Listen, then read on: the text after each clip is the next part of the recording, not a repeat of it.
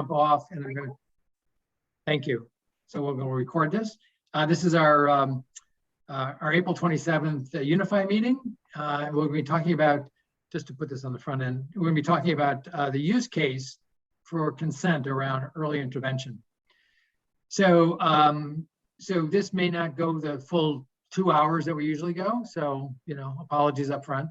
But, what we wanted to do today essentially was do like really just a few minutes of updates, some introductions, whoever's new on the phone, a couple of new faces I see.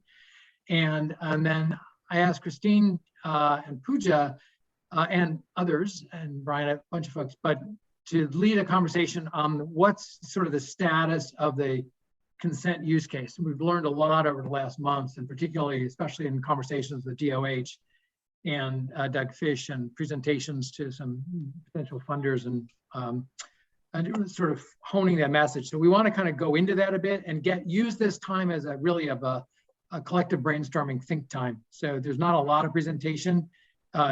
Christine will sort of give you an orientation of early intervention and IDEA and Title V, and just kind of orient ourselves around that. And then really think together, what else should we be thinking about? Because it seems it has a lot of interest in New York, and it looks like it could have implications for other sites across the country. And so with that, I'm probably going to step out about whenever my Uber comes, which may be anytime between, like around 4:45. So I'll just turn it over at that point, and Amanda will continue the recording and any questions that are there. So with that, there's a few new people. I think John, you may be the sole new person. So our tradition is for you to say hello, and Megan, I think also. Just greetings. Tell us who you are and where you're from and how'd you get here? Daniel, did you say John? No, I said John. Oh, okay, John. Thank you. Yeah, I have been absent for a while, but I didn't quite realize that you would have forgotten about me entirely.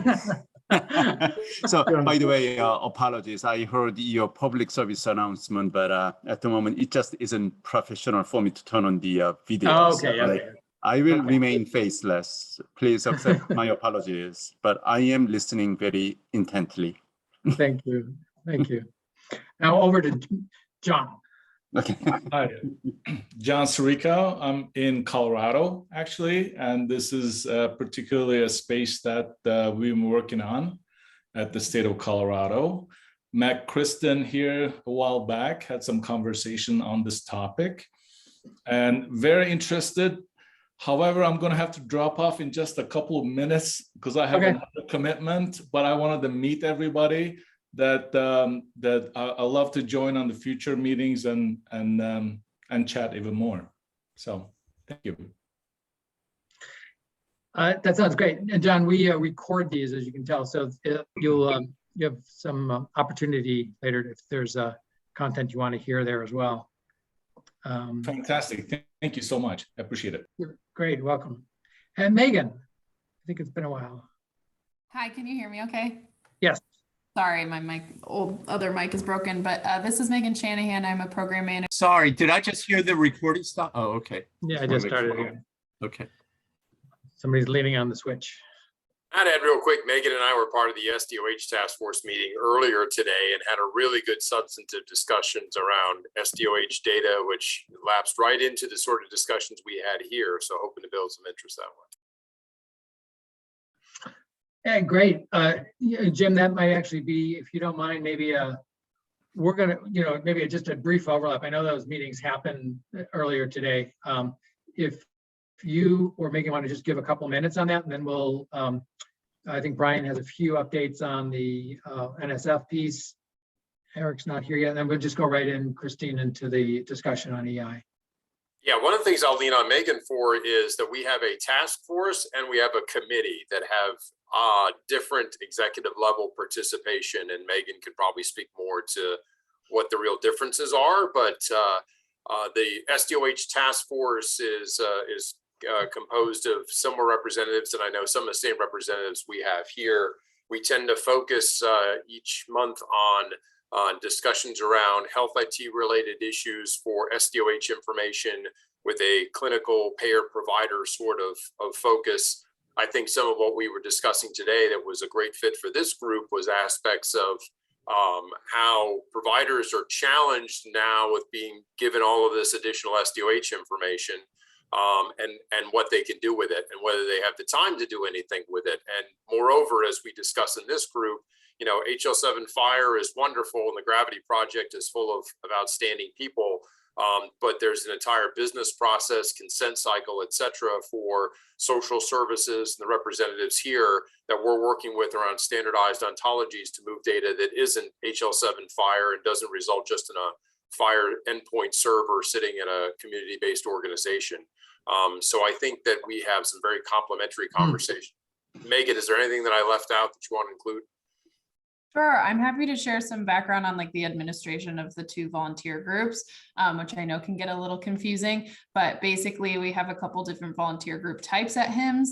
The task force, which is what the SUH group had started as about 2 years ago, is open to all HIMSS members. So we really have a wide range of you know, payer, provider, different types of ventures really represented in that group.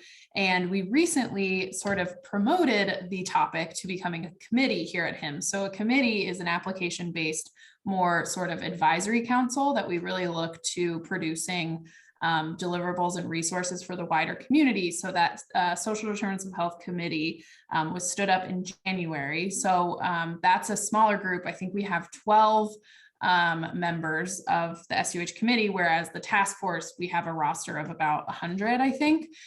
So again, task force is really open to all HIMSS members. If you are a HIMSS member and interested in joining, I'll put my email in the chat.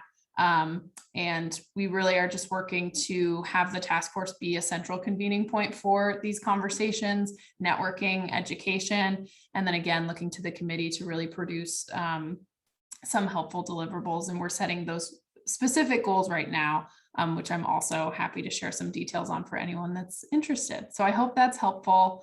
And these calls are also helpful as well. So I just, you know, really have a better gauge on, you know, the wider community and what's happening and any initiatives I might not be aware of. So thanks, Jim. Megan, welcome. Not to take too hard of a right turn, but had a meeting earlier today with the Michigan chapter of HIMSS. They're very interested in their upcoming session around electronic consent, the persistent reference implementation that we're standing up in the MELD sandbox. And that of course led to SDOH. And for that upcoming workshop / connectathon-like activity, we're working with the Great Lakes Tribal Council, which brings a different set of use cases and challenges that may be of interest. Yeah, I would love to connect and hear more about that, Mary. Thanks. And consent was actually something that I think Jim brought up in our task force meeting today. So definitely something we want to explore more on and integrating, you know, the clinical side with the CBO side and what that looks like. But great to hear that's happening in chapters as well. So thank you. I would never intentionally mention consent, not me. Never, Jim. Yeah, the Michigan chapter has a great relationship with the Great Lakes Tribal Council. Lots of good activities going on there. Well, that's great to hear, and I'm glad you know we're sort of stitching this together, which is great because you know we participated. I think I was invited in several years ago when actually at the last before COVID HIMSS, we did some work with Valerie Rogers and Jeff and a whole bunch of folks around this stuff. And so the hope was to, you know, not duplicate efforts, but to sort of bring exactly what we're happening now, the social side and the education side and the justice side and the emergency side and the young children side into this conversation. So, you know, Megan, the pointy edge of the sword here is really consent, because that's what this group has really been focused the last 2 years on. Just remarkably producing a wonderful sort of updated promising practice around consent across not only HIPAA, but FERPA and 42 CFR and state codes and the legal and the technical and the governance stuff. All that sort of forms together as the foundation upon which to do these proof of concepts that are getting ready to be implemented in multiple states and counties. Being able to bring, these forces together to create, a useful utility that could be used everywhere in an open source format and commercialized by the folks who need to and want to commercialize them for their clients. This is a great opportunity, and with the relationship we have with Jim and Linux Foundation is to have a home for it long term, so it doesn't rely on mortals as much, but actually has a sustainability path. Would be amazing to make that happen, and to duplicate as little as possible. So getting the consent is the most critical part to doing data interoperability, and it's really hard in medicine and health, but it's even more hard in social services. It's impossibly hard. So with that, I'm going to hand it over to Christine, because we're going to try to bite this proverbial elephant and at least take a bite at one place. And early education.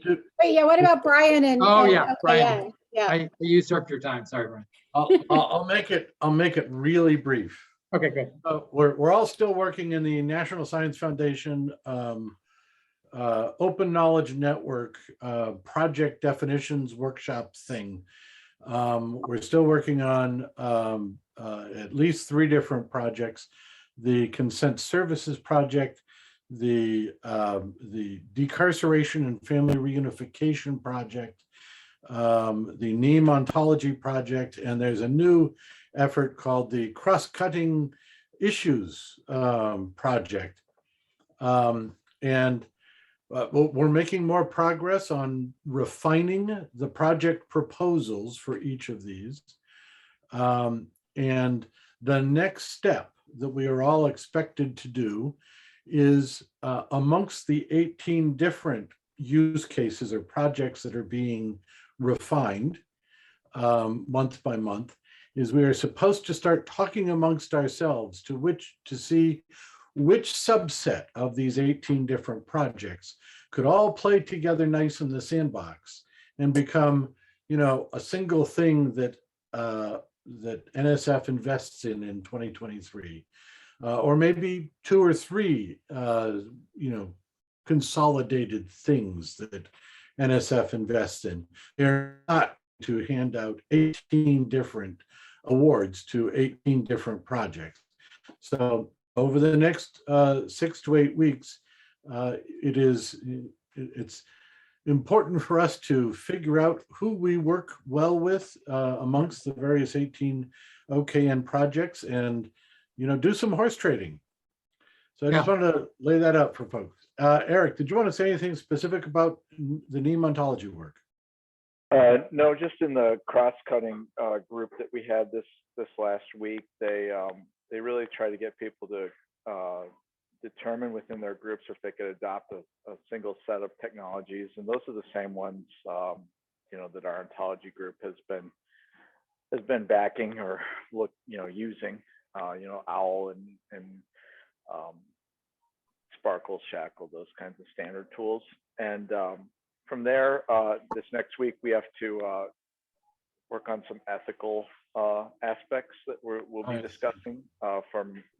May 10th is our next meeting, and then the whole thing kind of wraps up, I think, in June, and then I'm not exactly sure what happens after that. I think they just take all this and put out a procurement, something like that. If anyone wants to contribute to the ethical considerations of consent or decarceration, I'm a tech guy. I'm not a ethicist. Try to be very ethical, but it's not quite the same as coming up with the right words. We'd love to have you join either of the groups or contribute to the documents. Hey, Brian, you may want to reach out to Civitas. They have some articles coming together from the legal community around patient rights of access. Excellent. Daniel. I was going to say that, another resource for that we bring into this conversation, who we've already brought into the conversation, is the Centers for Democracy and Technology. And Yes. Elizabeth Laird, who partnered with us for the Data Funders Collaborative presentation, and we're working that through. I really like the work that they've done, and I think it would be a real contribution to the effort nationally. So we should look at how to bring them in. I actually spoke with Elizabeth just yesterday, so see if we can get some time on her or other people. Do another introduction for me, or set up a meeting or whatever. Maybe what we could do, actually, just as a sort of meeting in a meeting, we can probably ask her to present on CDT. So Amanda, we can actually set that up for a couple of weeks, because it's really good to hear about that and how they come to the table in a real serious conversation. So anyway, excellent. Thank you. Yeah. That's it for me. All right, so Daniel, just really quickly, I had a query from the chair of the BPM Process Automation Group, Ken Allgood, about a follow-up from last week. There seemed to be interest from this group of a more detailed brief on the BPM Plus standard. And Great. just wanted to know if there was any follow-up, if they should follow up individually, or what the process is there.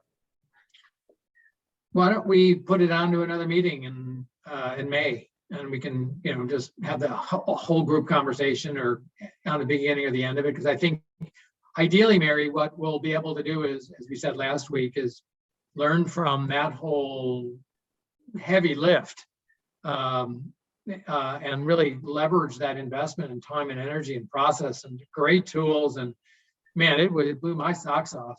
And so let's figure out how to sort of apply that here, and let's get them back on. I think more conversations, in addition to sort of presenting new stuff, this meeting time really should be for thinking about things like, for instance, we're Stefan, I don't know what timing is, but there's a consent workshop that's in the throes of being birthed sometime.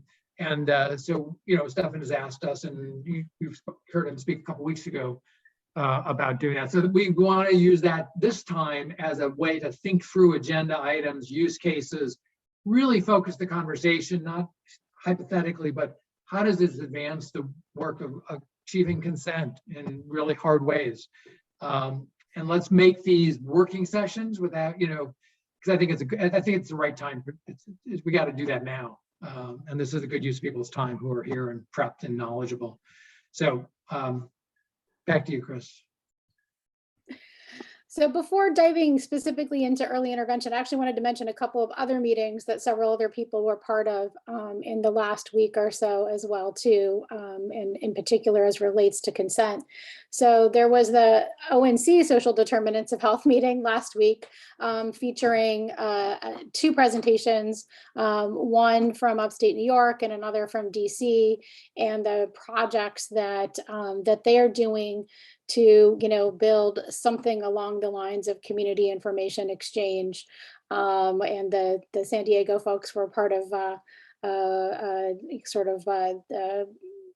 emceeing this discussion. I had one particular question that I wondered. I think Matt and Brian and Eric were also on that call. The presentation by the folks from Monroe County, New York, they talked about having done this NIST data privacy assessment for risk mitigation. And I wasn't quite sure what the specifics of that were and how that might relate to issues of consent. Did anybody else pick up on that in more detail? I did not attend, but if they were referring to the privacy impact assessment and guidelines in this special publication 853, that really doesn't address consent. It's more like privacy and a construct around sensitive information and information security. So really more about the storage of that information, Jim? Yeah. Is that what that's in reference to? Okay. Yeah. Okay. Yeah. I was hoping that it might have had something to do with how, when you take it out of storage and use it, but I guess not. It's really more just the storage itself. Yeah, NIST has a separate initiative in what they call differential privacy, which is supposed to be a little more dynamic and consent-based, but that's separate than the privacy impact assessment guidelines and the special publication guidelines. Okay, okay. Pretty much Right. that guides just about most security and privacy. I mean, like NIST, that those particular guidelines are really at the forefront of almost every industry. So, But not in consent, Yeah. not in no, I'm, privacy, I'm right? talking about security. Yeah, Oh. yeah. So I guess my other point then I guess about that particular talk was I didn't hear people talk about consent. It was notably absent from the presentations, and what I thought I heard from at least the project in New York is that it did sound like they are talking about building that community record similar to what has been done in San Diego, so that there would be some central place where, you know, some protected details of, you know, personal information about people would be available to everybody who is part of that trusted network. Whereas I didn't necessarily get that from the DC Corey presentation, which sounded a little bit more like a standard referral process. And at this point, it also is much more, it's very healthcare centric. They said they only had 8 community-based organizations signed on in DC at this point.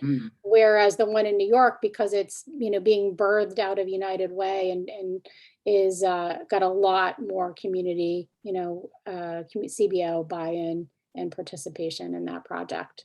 But I did think, you know, they were very nice presentations, and it was good to see what was happening there. And then the other meeting is one that, you know, Jim was on, as well as Mary Sarah. And I feel like maybe somebody else with the Connecting for Better Health folks in California. They had a presentation specifically on WIC, and I know Jim's going to do a little follow-up on that. So Jim, I don't know if you want to say a couple words about that, the WIC presentations from California. And I'll actually start off with an apology. I was trying to upload the slides here into the chat because you've got an upload feature if you sync with your Google Drive or your OneDrive, and in both cases it said no. So I'll just email out the slides from WIC. I think, and Christine, please correct me, I think we were both saying that their thinking is not quite as sophisticated as ours. They definitely want to express consent as part of the WIC and appreciate sharing that information. It still requires a little further consideration and workflow development, but I'll share those slides through Amanda. Yeah, I mean, what I heard from them is that the emphasis right now is on getting people to refer to WIC. And so that was really the major focus of their information sharing. If you look though at their language talks about bidirectional information flow to provide better care. So on both ends, both within WIC being better informed by information from the healthcare system. And they did give specific examples of WIC staff who have HIE access and can go looking for more information about particular moms and kids in the HIE. And but they didn't, the other direction, I actually asked a question about it, and they said, we're not there yet. We're not sending information from WIC back to the healthcare providers, you know, which is equally important. You know, I give this example frequently for the WIC program, but one of the big things that the WIC program does is it checks to see whether people have anemia, both children and pregnant women. And nobody wants to get poked twice, right? Nobody wants their blood test duplicated. And that's exactly what happens, you know, typically because we don't share that information back and forth. And so that's one area where obviously if the healthcare provider has already done it, the WIC program just needs that information.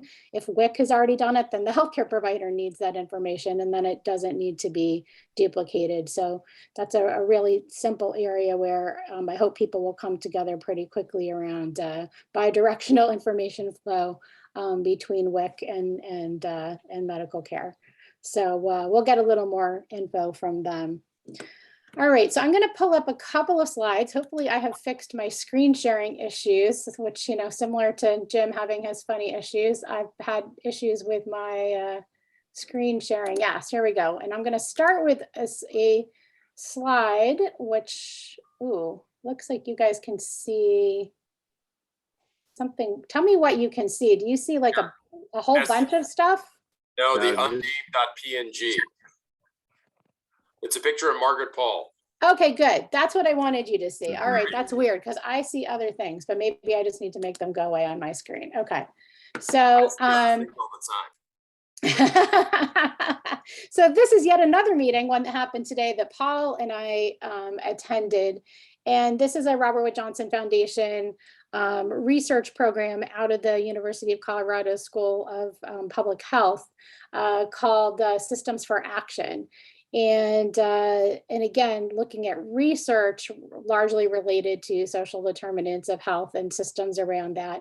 And today's presentation was this presentation by Margaret Paul from NYU, looking specifically at early childhood and essentially what happened to their study, which was just getting going as the pandemic hit. So now let me see if my slides will advance. That's what's not quite. Okay, so then here, this is a slide that I stole from her presentation today, just as a lead in to the discussion about early intervention. And also largely just to show that a lot of other people are thinking about early childhood and there's a lot of work going on. Christine, we're not seeing your slide. Oh, We're only you're seeing the not. Margaret Paul slide. Oh, okay. Let me stop. Okay, actually, let me just try again. Sorry. So what's not, oh, okay, here we go. Now I think I'm going to get it right. Okay, now do you see a slide with a lot of stuff on it? Yeah. Yep. Okay, so with length of life and quality of life at the top? Yep, that's it. Okay, great. Okay, excellent. So, so this, as for those of you who looking at this middle column of the graphic, you will see that this is the sort of classic presentation of what contributes to health, right? And they've broken health into length of life and quality of life at the top. And we have our usual 40% of social and economic factors here. And they presented this today kind of in the context of one that is very, very common today, which is the fact that if we don't address these, we will not achieve our healthcare outcomes that we want. And they were talking specifically about doing SDOH screening in the pediatric visits and then making referrals out of those pediatric visits. And they weren't talking about using any particular system for referrals. And in fact, they said that very few people, given when this project started, were actually using a particular referral system. And they were closing the loop, but not closing the loop electronically. They were closing the loop by literally having conversations with the community-based organizations that they were referring people to. You know, I won't go into the details of their presentation today, but I just wanted to put this up there in terms of this being another area where, you know, this is really being talked about a lot at the present time. And I wanted to note that they presented this, you know, in the context of making a referral for social determinants of health, but in a lot of ways, it's very, very similar to a process that they have been going through for a long time, which is referral to the early intervention program. And so I'm going to use that as my lead-in to early intervention. And I'm going to switch to this for this slide here, just to provide some this is sort of a baseline use case, and I'm going to really spend some time today walking through early intervention itself. And I'm hoping that Pooja will join me in sort of asking some questions so that we can really try to create a journey map through early intervention and where consent for sharing information would be required. So I'll give a little background on early intervention because I mean, that is a very broad term that can apply to anything, right? But in this case, we're talking about a program that comes out of the Individuals with Disabilities Education Act. It's Part C of that act, and it is for children ages 0 to 3 who have a disability or are at risk of developing a disability. And this is a federal Department of Education program, and it is an entitlement. So every child needs to be delivered these services regardless of who they or their parents are. And so essentially, it developed because of the failure of the healthcare system. The healthcare system we don't have an entitlement to healthcare for young children. And so kids were showing up for preschool or kindergarten, in pretty bad shape. And that was a real problem for schools. And so schools realized that they needed to do something proactively to try to ensure that children's issues were recognized and appropriately treated so that they could show up to school healthy and ready to learn, which is their usual terminology for it.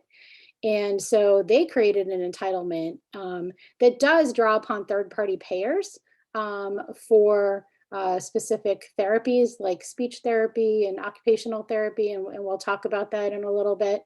But if there is no third-party payer to pay for those services, and also for that central care coordination, that is done through a combination of federal, state, and federal and state funds, but it has to be paid for because this is an entitlement. So let me just stop there and just see if there's any really sort of basic fundamental questions about early intervention. So Christine, I do have a question on this then. So is there a possibility that a payer may not cover, and so there would be some funding from the payer and some from the either the state or federal funds? Yeah, so there's Okay. definitely mixed. Yeah, there's definitely, this is a case where we do have braided and blended funding, actually, one of the few. Okay. Okay. Because the services will be provided and whatever source of payment will be obtained.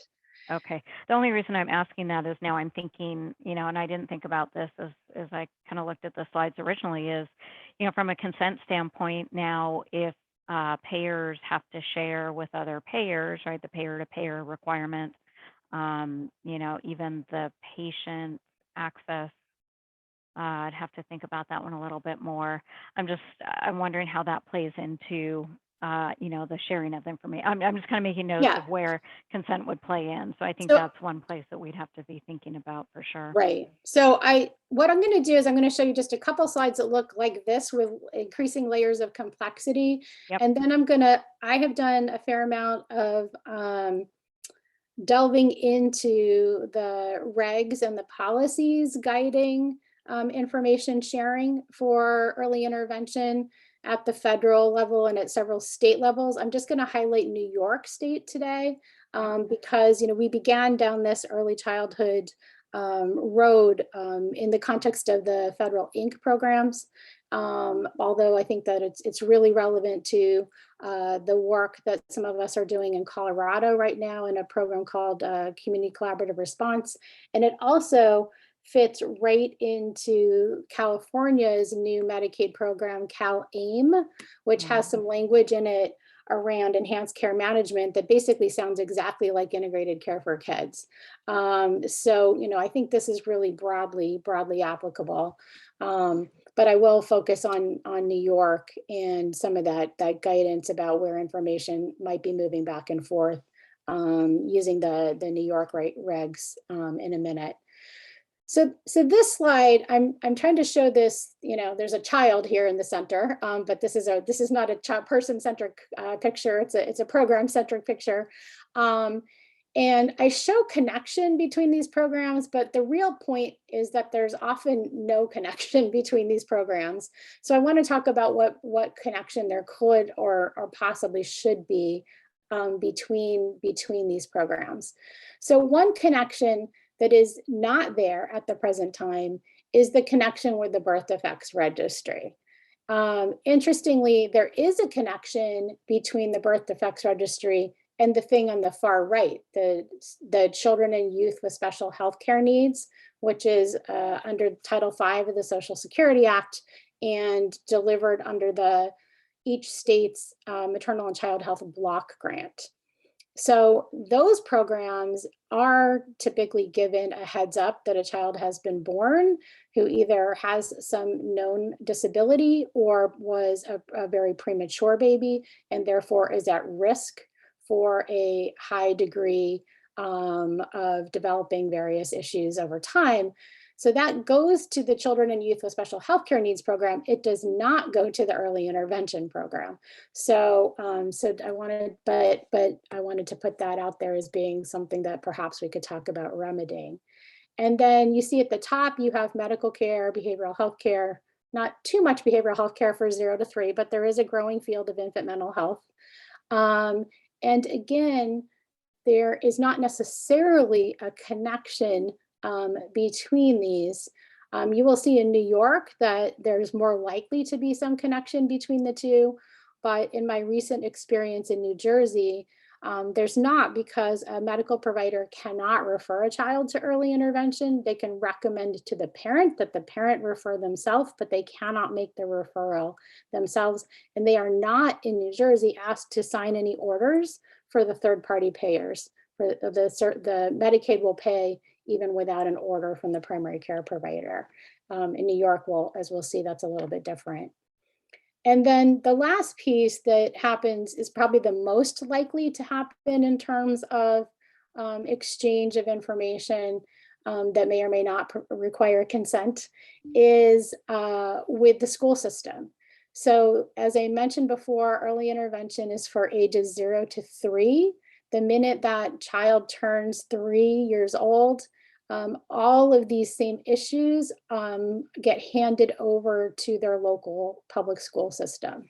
And so there should be, and is intended to be, a transition starting typically when the child is 2 1/4, and no later than when the child is 2 3/4 years old, to determine whether they will qualify for and need services through their local school district.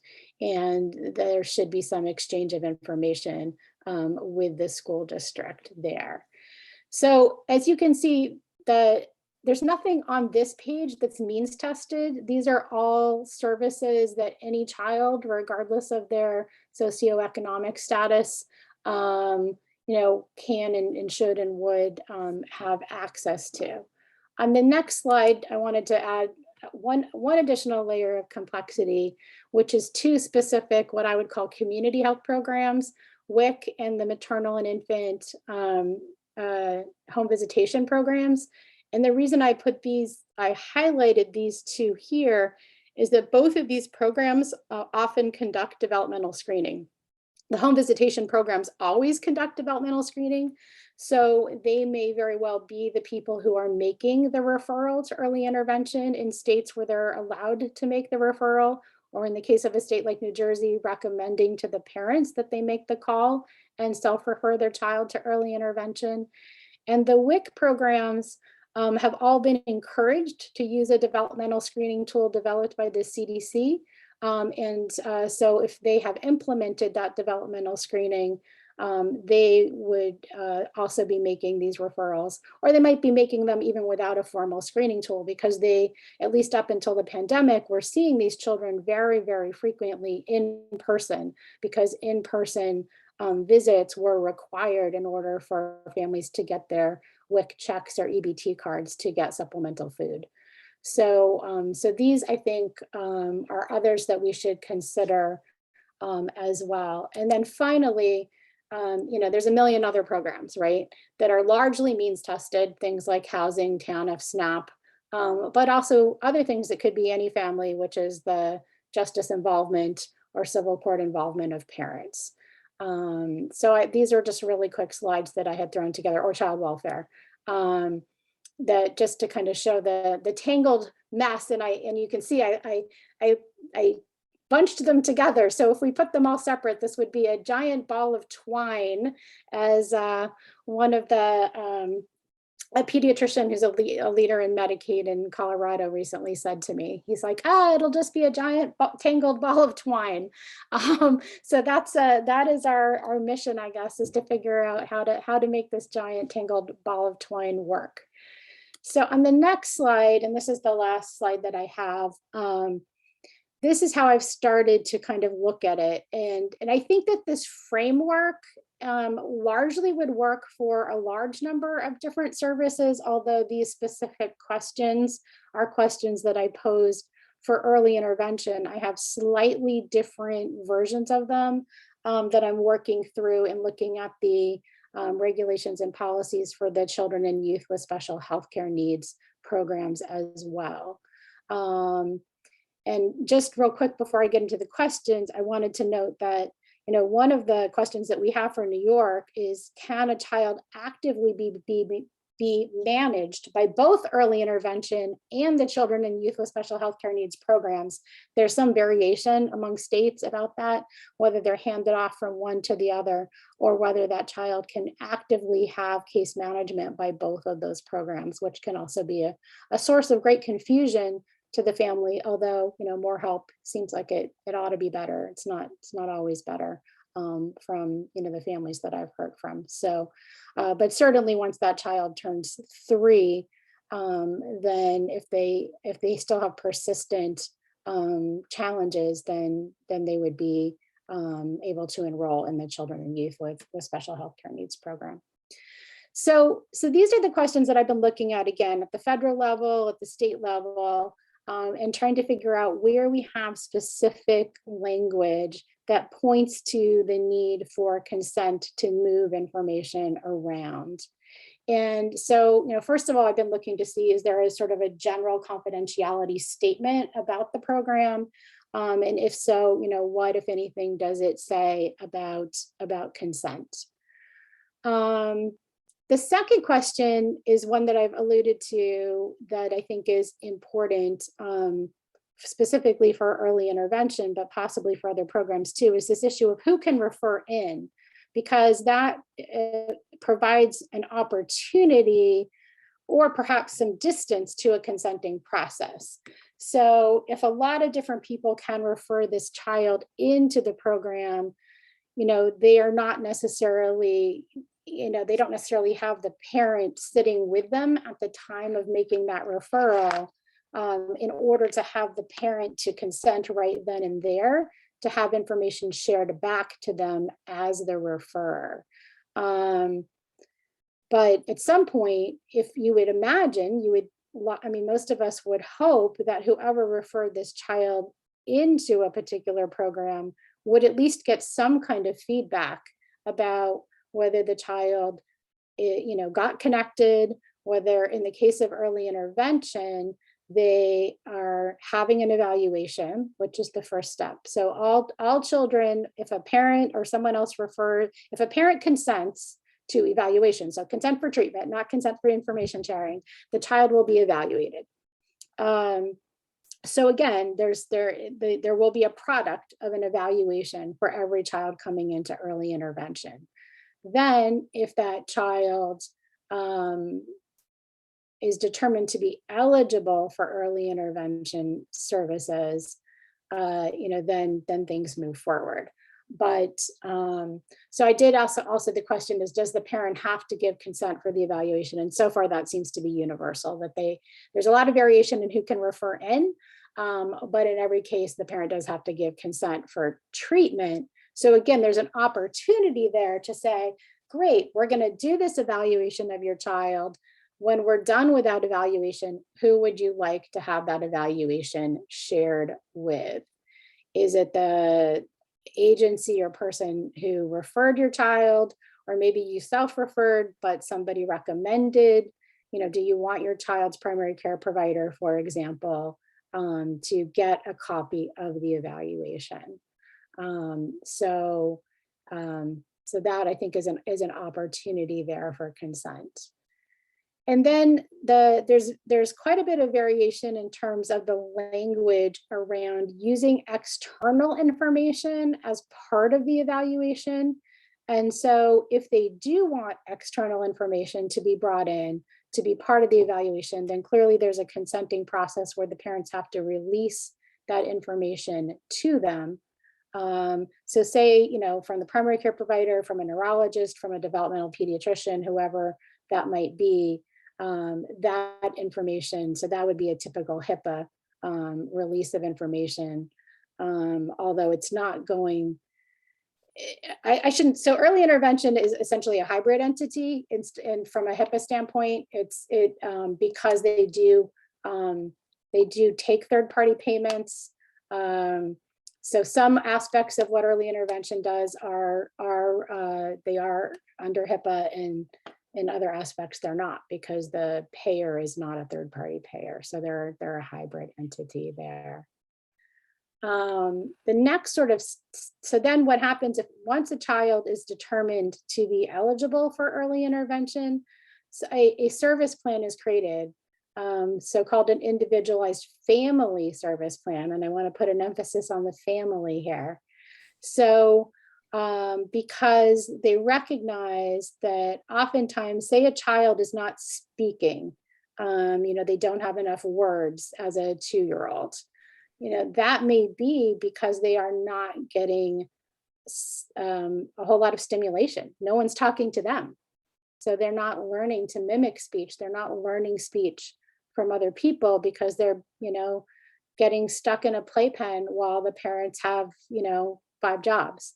And so the service plan in that case may not just be speech therapy for the child, but it may be interventions for the parents, but obviously some parenting training, but there may be other interventions that that parent needs in order for that parent to be able to sustain the therapy and the change throughout that child's life. And one thing that's really different about early intervention from typical medical care is that they attempt to provide as many of the services as possible in the child's home or in the child's sort of daycare or preschool or whatever it is that the child is in.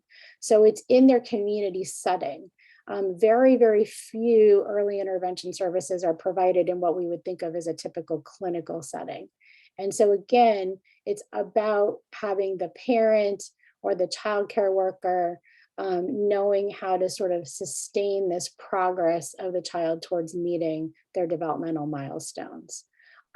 So, they often, again, will be focused on other members of the family in particular, and not just on the child and the child's needs themselves. If this family is homeless, you can imagine there's a host of programs here, or of problems and potential programs here. So one question then again is, so they've done the evaluation and then they putting this plan together. There's clearly an opportunity for others, whether, and they, in the New York language, they specifically call out primary care or other medical providers and childcare providers to actually be part of creating this IFSP, this service plan for the child. But it's actually it's a discussion. It's an in-person or video or telephone-based discussion as opposed to submitting documents in this case. So I don't think there's really so much a need for consent, other than there is language very specifically about the parents consenting to have those people be part of the planning process. So that's a little different than what we've been talking about, but with a very similar intent. And then once a child has a service plan and they're getting therapy, there's this question of ongoing communication once they are getting therapy.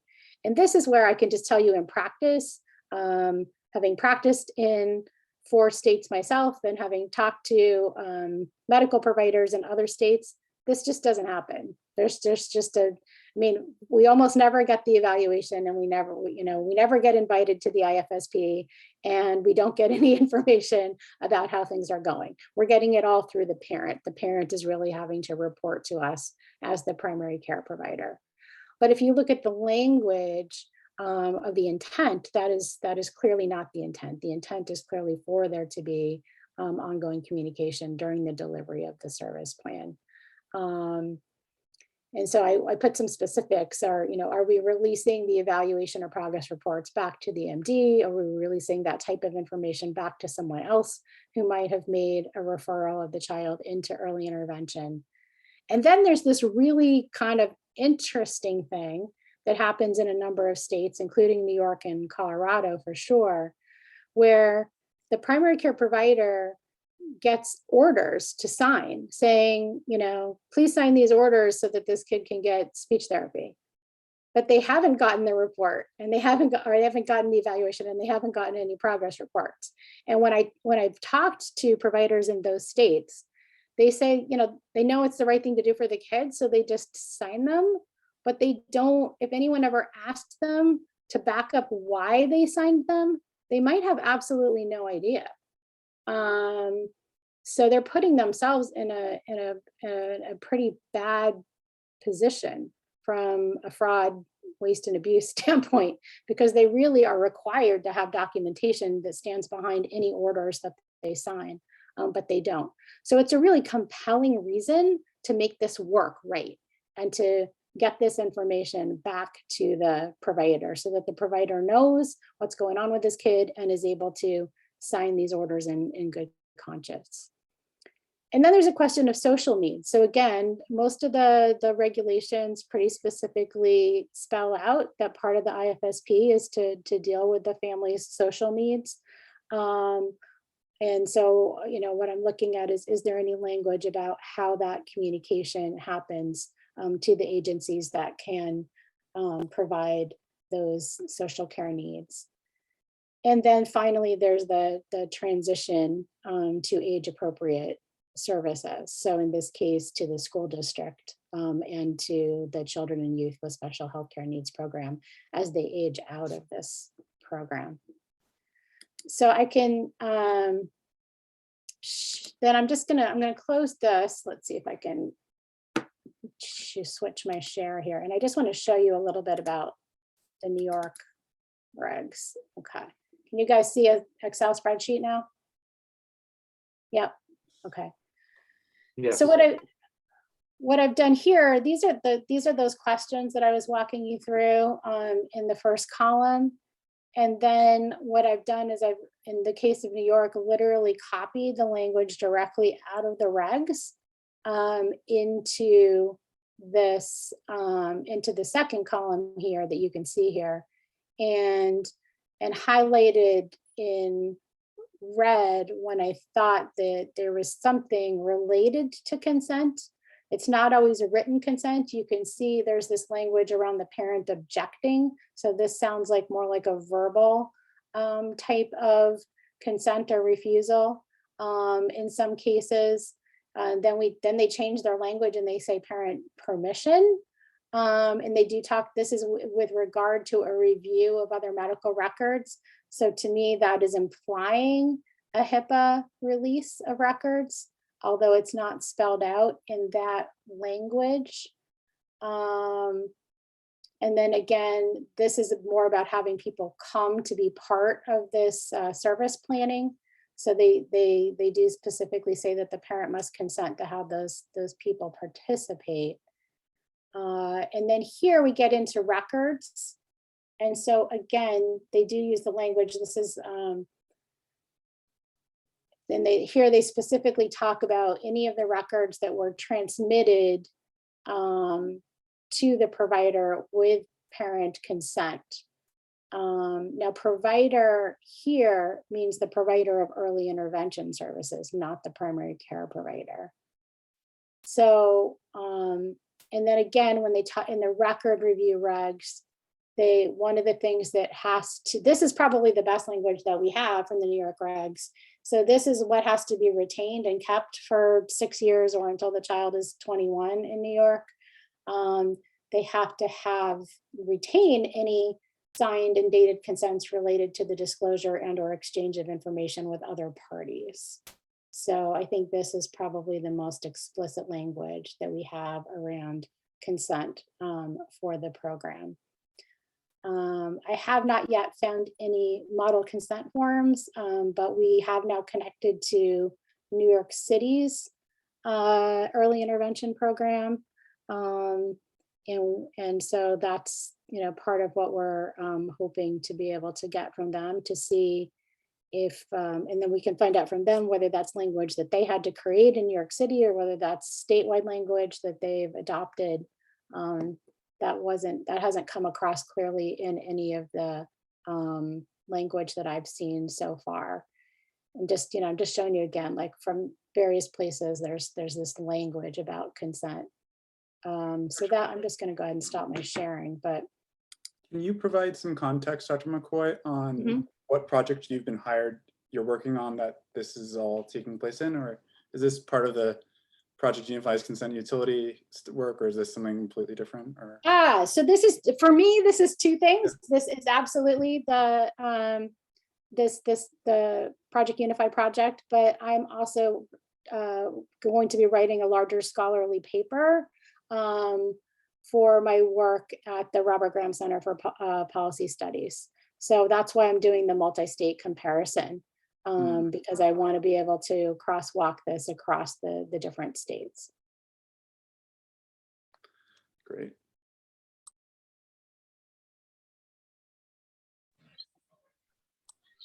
So did we lose Pooja? It looks like maybe we did. Yeah, it looks like there's a couple of people had to jump off. Yeah. But they Oh left yeah, some, now I see. Okay, I can see this. They left some stuff in the chat. So you may want to address that. And then just open it up for questions for folks, right? That was great. Yeah. I'm on the train, by the way, folks. Yes, we see you on the train. All right. So yeah, the interest that there was a question about handling consent when the parent themselves is under 18, and I don't know the answer in New York to that, whether if you are a parent you are automatically emancipated. I can tell you in New Jersey you are not, and so this in is New York you are. You are. Okay, good. That's way better, because New Jersey is super complicated because yeah, teen parents do not have control of their children in New Jersey. So it's really hard, but good. Okay, so New York, the answer would be they're emancipated. They can provide all these consents. So let's see. Trying to see what else is here.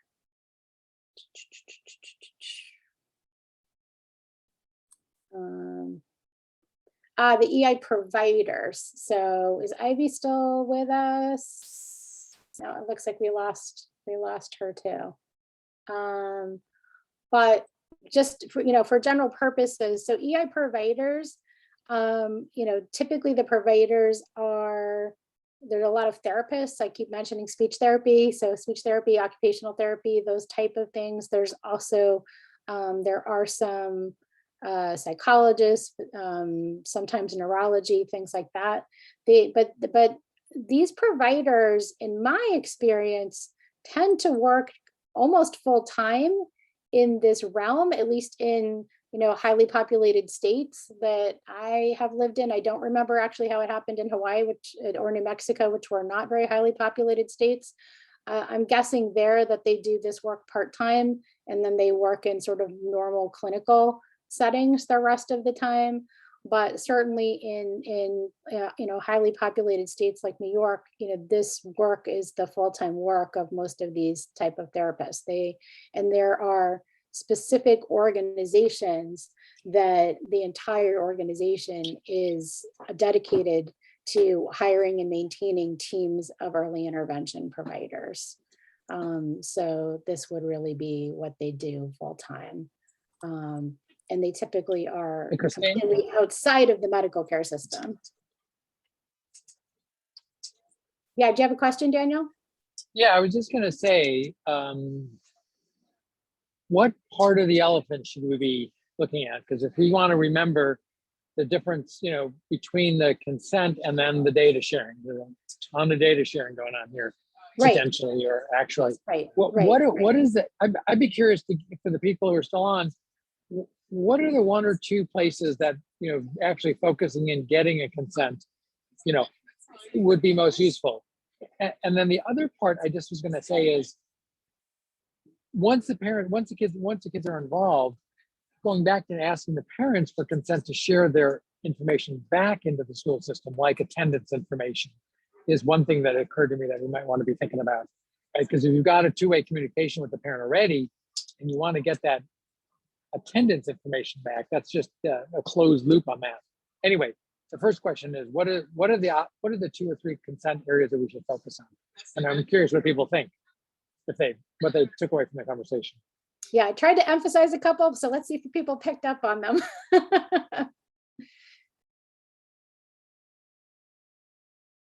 And while you're thinking, yeah, so to Mary's point, I think that that is a sort of what Pooja has offered to do, Mary. So it sounds like we have to figure out, yeah, when we can work on it, because she said she won't be part of this next week, but maybe she and I, can connect and try to figure out how to try to look towards formalizing this in terms of the type of mapping that they did as background, similar to what you did for the Advanced Directive project. Are we canceled next week, did I see? We might, because I'm actually out as well. I'm at the NCTDP conference. So we could continue. I was going to just delay it for another week and then come back together. So, So Christine, that could be a nice follow-up to bring the BPM folks back to do a little bit of just a dive on the formalism of the methodologies. They do have some of the tool offerings. We get an in-kind through Trisotech. We're also internally using a tool called Spark. There's a number of tools, but it's really amazing. It's so much better than having that super complicated Visio with the circles and arrows and lines going in a different direction. Right. No, I know there's great tools out there and I have none of them. So I'm excited that people do. And then we've got access to a couple of tools, but it's actually having the knowledge of the business processes, working with somebody who knows how to spin through the tool.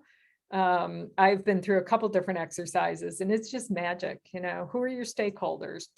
Yeah.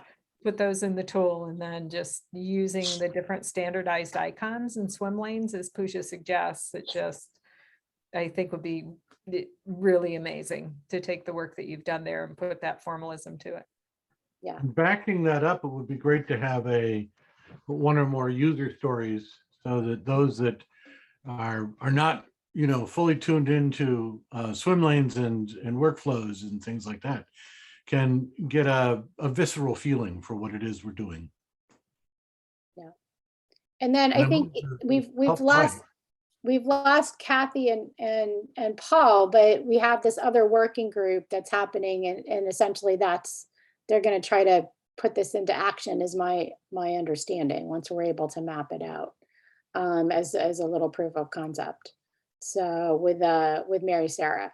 So we have a next step after we really have that process mapping laid out specifically for New York. Right. I think I would. Oh, go ahead. No, I was just gonna, lead the witnesses here in answering the questions. I mean, clearly to me, it's really important that the people who in states where people can make a referral, that the people who made a referral should be getting some type of information back. So there should be a consenting process there to allow whatever is deemed appropriate, because again, different types of people might be referring in, and you maybe don't want to send the full evaluation back to everybody, but that there should be a consenting process to allow the evaluation to go back to some of those people and at least some level of information about, qualified for services, didn't qualify for services back to other types of people. So I was just going to just lead off with that as my first place where I think consent is highly necessary in this process. Dr. McCoy, are you, during that process, at that point where you would be asking for consent to share with other programs, would that be for the purposes of care general treatment, or would it be for the purposes of evaluating for them for eligibility for the other programs? Are there similar eligibility requirements across these programs? So I was referring to the former for their care. So because I was referring to people who referred them in, right? So they already know, they're already caring for those people. So they have an established relationship already. They're already part of that child's care team. They deserve some information back from early intervention. So that's not my top priority necessarily, but that is certainly one that I think makes the cut. So Christine, a question. I'm thinking about some of the voice of the customer interviews that we did around advanced care directives with point of care partners. What support do you need? Also having a flashback, I put in the chat, my father-in-law used to be a administrator for intermediate school districts. And it was his job to go to the school boards and say, no, you really have to provide for these kids. It's the law. What a task, right? Like, would it be interesting to get some of the voices of experts who are out there who are administering these programs or are maybe ignorant of these programs, or what do you need? What do you think is the next step here? Yeah, I think that issue of the school district is another one that probably should make the list and potentially have some more input, because it is very, very clear that handoff has to happen. It is actually mandated that a meeting occurs at least 90 days before the child turns 3. But I can tell you in practice, they're not meeting that mandate. Right. And that issue of how the information is shared, much less the meeting happening is we should learn more about it. Because the school should be able to tell us, what do they want? Do they want everything from the beginning? Do they want the evaluation and every progress report? Or do they just want the last progress report? Like, what's relevant? Right. And what schools want. And again, that's the funding, I because know they that's need not a the person consent, to look at those reports and to do something, to take action on them, right? And we only have so much budget. We don't have budget to. Right. And I know Daniel has asked us to separate the consent from the information, but you can't, because you have to tell the parent what they're consenting to. So we have to decide what information is being shared in order for the parent to give the appropriate consent. Well, let me clarify, please. You can know what, we can know what data. It's not like it's got to be. It's not the how. It's not the how. What is fine? What is okay? Okay. What is fine? Thank you. Quick question for you: do the parents have to consent to get all that information to the schools, or is that an automatic? How does that get? Do the parents have to say yes? Send this to it's okay to share this with my school. They do. Yeah, I didn't. Somewhere in that stuff, I was quickly scrolling through. They do have to say, yep, that's the right school district, and yep, that's yes, I want you to share it with them. So wouldn't that? I'm going to vote. Which is odd. Like, you would almost think it would automatically go and bypass. And because there was some language, I believe, in the New York regs that said if the parent refuses, then you have to document that and you have to go back to them and ask them again. So I think they are allowed to refuse that information transfer. Well, that might be a very fertile area because it's touching everybody, right? And it's not FERPA, but it's FERPA light, right? In a way. Right. It potentially gets worse than that, because is the patient declared not fit for parenting because they're not providing these services that their children very much need and are entitled to? It's a nasty. It could trigger the early intervention service coordinator. That's the central person in EI, to make a CPS referral. I mean, if they were really like, oh my God, this parent's just going to let this kid, stay home and get no services, from at least from age 3 to age 5, when somebody's going to start checking on them because they didn't show up for kindergarten. Yeah, that could happen. I gotta ask Bill. Is Bill still on the call? Yeah, he is. So Bill, are you there still? Yes, I'm here. I came in late. So would you please tell us all that you've already solved this in New Jersey a while ago, and that there's hope? Well, yes, I can say that, but whether it's true or not is something else. It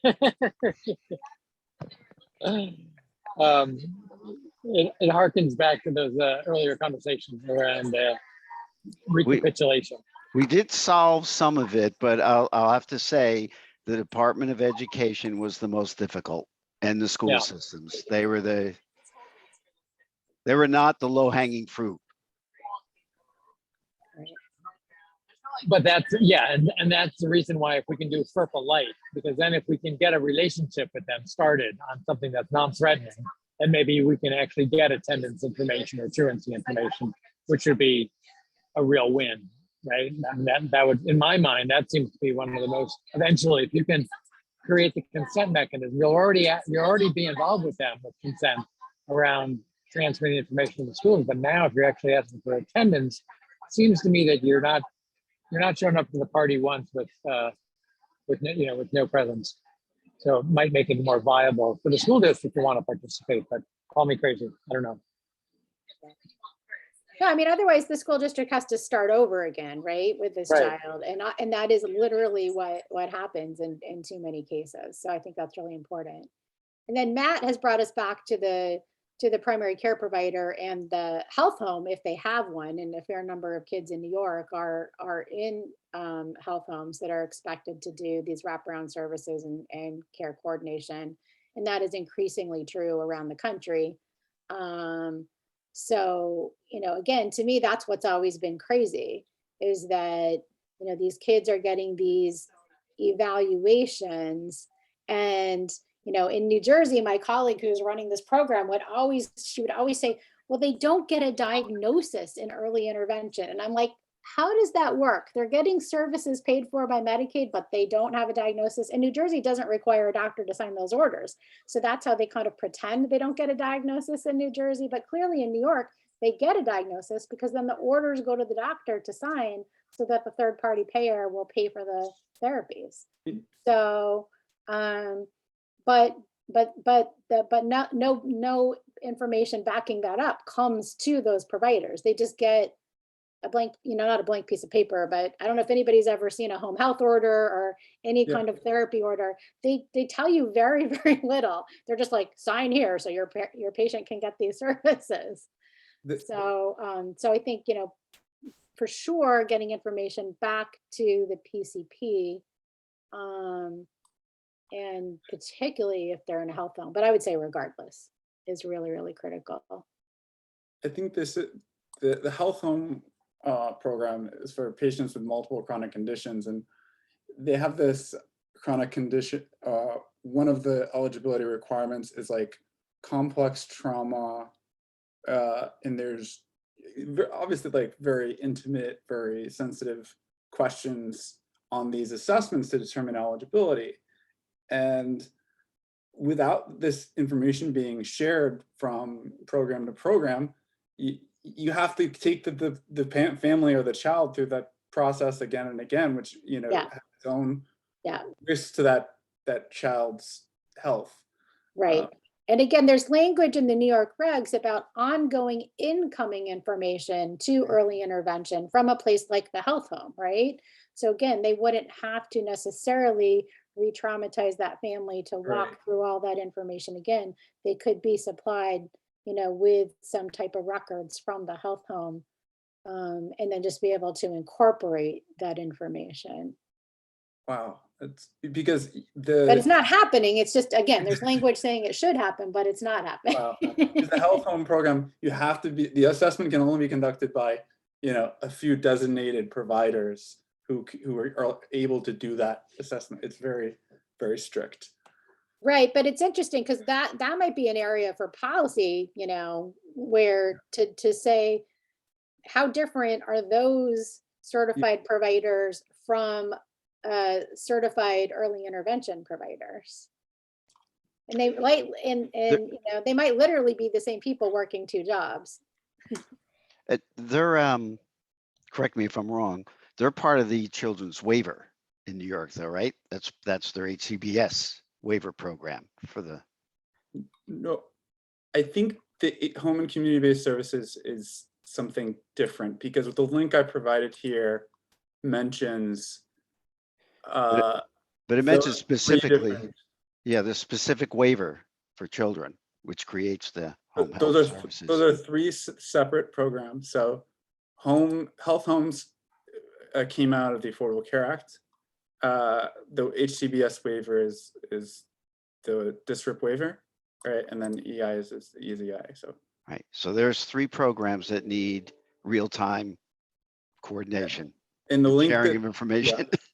yeah, Oh, basically God. what this link says, what this is saying is, if you are enrolled in both home, health home and early intervention, you are required to receive services from a provider that delivers both of those services. Okay, so they actually have created Right. those in common providers in New York then. Yeah, you're required to be. Okay. And this is part of what we'll walk through with the New York City folks now that we've made that connection to them. We just had our very first meeting with them on Monday. So they can then talk us through how that happens. So how can we be of help, Dr. McCoy? You're doing outstanding work. What are the kind of challenges or gaps you're seeing in terms of your work right now? Again, I think it's just more, looking at it, just if people are seeing things that we're not calling out, but I think we have to go through that mapping process first, that sort of business level mapping that Mary was referring to, and then that might make it more clear to everyone. Here's a thought. I think that, being able to describe the journey, it's brilliant, and it's to whatever excruciating level of detail is necessary to show the reality and all the connections. And yet we need to highlight those 2 or 3 places to be able to go do it, right? And sort of say, okay, we're going to reduce 5% of the friction in the system, or 10% of the friction of actually being able to share data because we've got the consent, right? We've simplified a process, and be able to point at 1 or 2 of those. So Matt, to your question, it's like, let's, like what we've done with these other use cases, it's just more complicated. And because it's got so many funding streams, it makes it viable. And because it affects every community across the country, it's really the utility model of how do you actually then acquire consent that's ultimately going to continue to grow over time, that you actually get into the data sharing. And so we just need to define 1 or 2 high potential places where we can focus on it within the context of this real problem, and then make these, will these into a reality, these proof of concepts under the consent service utility and under Unify. And let's just go do that. And that's kind of what we're sort of everybody is laser focused on doing, that, raising the resources and bringing the right parties to the table and moving it along. So when you ask what you can do, I think it's just, continue to participate in this work, and, references and ideas and concepts, and responding to questions, and, really honing this case once it's written down. And once we go through Mary, the BPM process, which I thought was brilliant, the way, give up Visio forever, that would be great. That would be a real win. And the dynamics of it were, made it understandable for people. Anyway, that's what I would say. I want to thank you for just doing an outstanding job. And I want to thank Zoom for allowing me to stay on the call for my transitions of transportation on the way to Kennedy. So any last comments from folks? I think we're going to take a break next week. And then we'll get together after that with, I think, with the BPM and Mary and Pooja, and just continue this conversation. Makes a lot of sense, I think. So Christine, any thoughts on your side before we wrap, or anyone else? No, I mean, I just thanks to everyone for listening. Like I said, we are, we're getting the actual experts in how these systems work in New York to talk to us so that we can really go through it in more detail and start to understand, the systems that are used right now, and whether there are explicit, consent language and all of that kind of thing that's already in existence.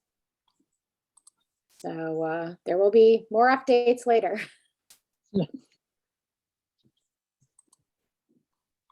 And I guess the last thing I would add is just that I think I said this at the beginning, but I think, we walk through EI in a lot of detail. It's going to give us a template to use for a lot of other services, so that we won't have to sort of recreate this entire business process.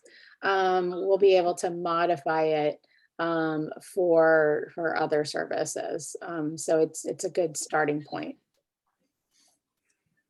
Yeah, I think it's a great start, and I think it's a great starting point because it also comes at it from a different lens as well. You know, it's a lens that when I only got introduced to home visiting and early care and education, that whole world, when we first met years ago on the HRSA data standards program. So I'm delighted to see it sort of. It was so clear at that point in time how messed up that field was, and in terms of being able to share information at a really crucial time. And so it's great to be able to connect those dots again. And I hope some of the folks we're talking to on the philanthropy side who really care about early care and education, home visiting and early education and all those things and interoperability will resonate with this. Because I think it's at a sophisticated enough level that has national applications and ongoing, persistent, sustaining resources that can continue to work after we get it going.